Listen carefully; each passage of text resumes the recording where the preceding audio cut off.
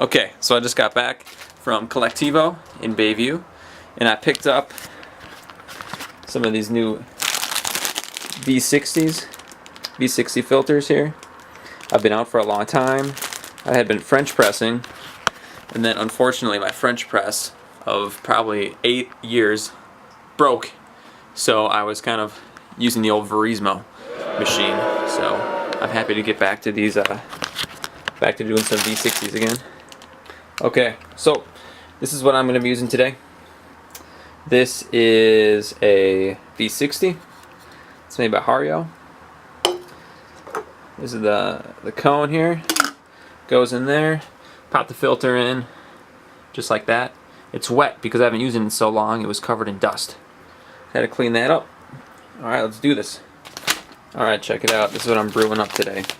Got Starbucks, single origin. East Timor, Tatamailau. Smooth with herbal notes and a cocoa finish. And it's got a cool alligator on it. Let's see how this does.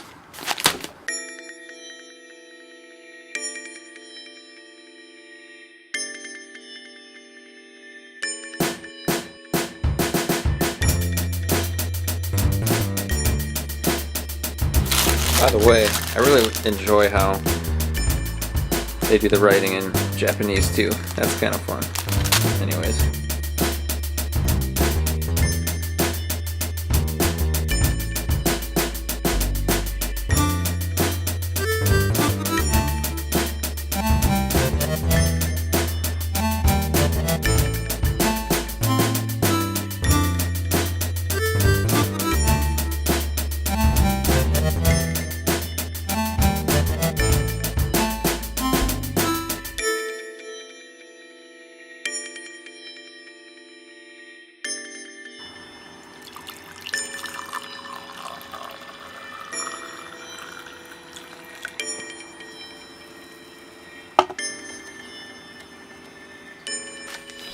Okay, what's up guys? So, today I'm going to be trying out this Starbucks single origin East Timor Tatamailau.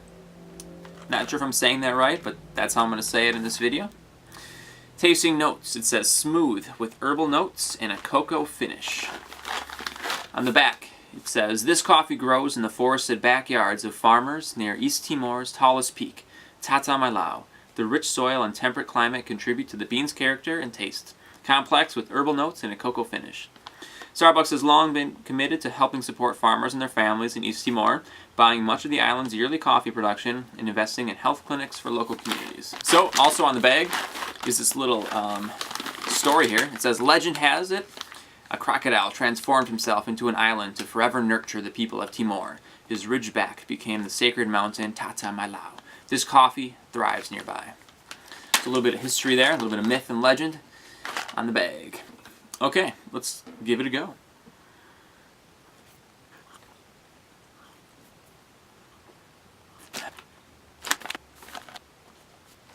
Okay, let's see here.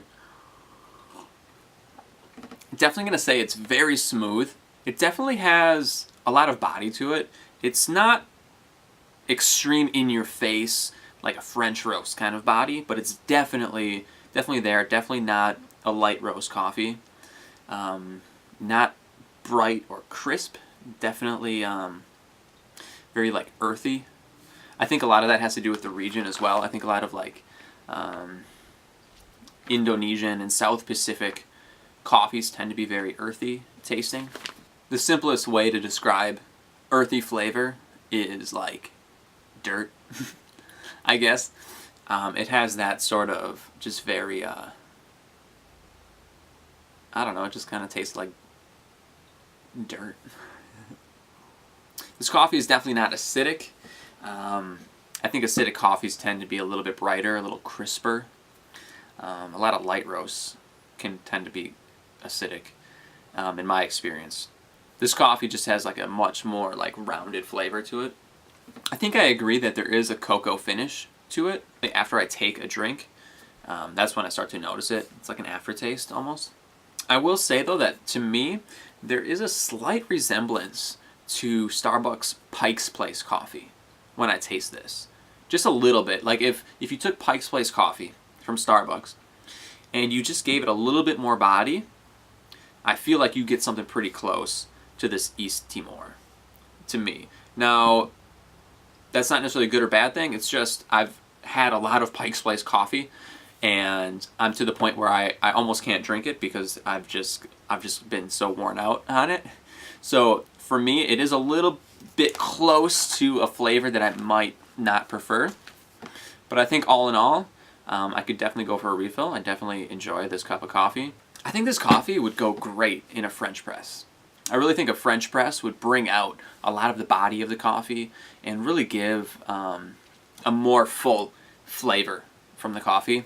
Unfortunately, my French press is broken, so I'm going to have to get another one. So until then, I'm just doing V60s. I think maybe a good coffee to compare this to in the future would be maybe comparing it to a Sumatra or Komodo dragon. Both of those come from kind of that South Pacific region, Indonesia area. So, you know, the coffees are going to taste pretty similar. I don't know if this is quite as dark or as full-bodied as, say, a Sumatra or a Komodo, but it's definitely along those lines. I think people who like Starbucks Komodo and Sumatra are really going to enjoy this East Timor. It's a nice alternative to those. So, yeah, I would say that I really recommend the Starbucks East Timor. I've really enjoyed this cup here. Looking forward to having another one. Well guys, thanks for watching this video. I'm looking forward to making more. The premise of these videos are just basically me sitting down, trying out like a new coffee, and just giving my thoughts on it. In the future, I'd like to try out like different brewing methods, visit different cafes, and just really grow my coffee knowledge and experience. And I think it'd be awesome if you came along on that journey with me.